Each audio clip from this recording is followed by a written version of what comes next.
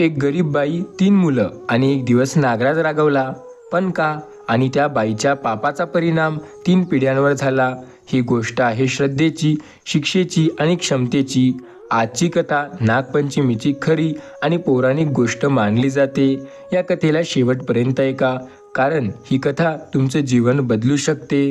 मित्रांनो, जो व्यक्ती नागपंचमीच्या दिवशी किंवा नागपंचमी झाल्यानंतर ही पौराणिक कथा एकदा ऐकून घेतो, स्मरण करतो, त्याचे दुःख, गरिबी, कर्ज आणि त्याच्यावर असलेले सर्व संकटे नागदेवता स्वतः पूर्णपणे नष्ट करतात.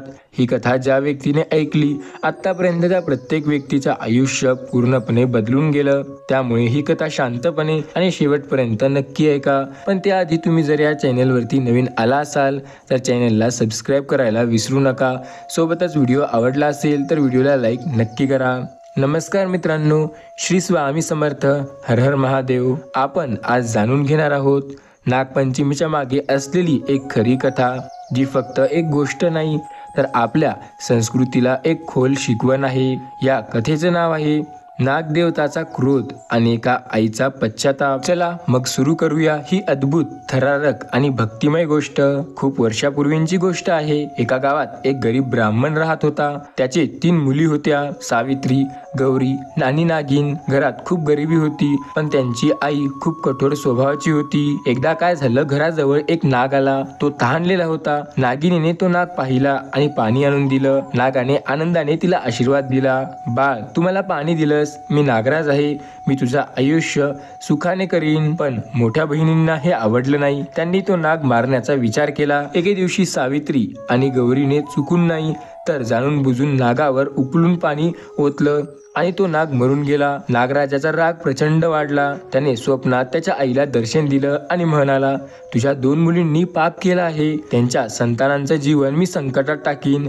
त्या दिवशीपासून त्यांच्या घरात दरवर्षी कोणीतरी आजारी पडू लागलं, अपघात होऊ लागले. मग एक दिवस नागराज पुन्हा नागिनीला स्वप्नात भेटला. म्हणाला, फक्त तूच मला थांबवू शकतेस. जर नागपंचमीच्या दिवशी माझं पूजन करून मला क्षमा मागशील तर मी तुझ्या घरच्यांचा दोष काढून टाकील. नागिनीने खूप श्रद्धेने नागपंचमीचं व्रत केलं, दूध अर्पण केलं आणि प्रार्थना केली. नागराज प्रसन्न झाला आणि म्हणाला, जिथे प्रेम, श्रद्धा आणि क्षमता आहे तिथे मी वसतो. आणि त्या दिवशीपासून त्या कुटुंबात सुख, समाधान आणि समृद्धी परत आली. मित्रांनो, ही जी गोष्ट आहे हे आपल्याला शिकवते की निसर्गातील प्रत्येक जीव हे पवित्र आहे. क्रोधात काही मिळत नाही. क्षमा सर्वात मोठे शस्त्र आहे. आपण ज्या शक्तींचा अपमान करतो त्या कधी ना कधी आपल्याला धडा शिकवतात. श्रद्धा आणि भक्ती हे आयुष्य नक्की बदलू शकतात. आता नागपंचमीचे पूजन कसे करावे?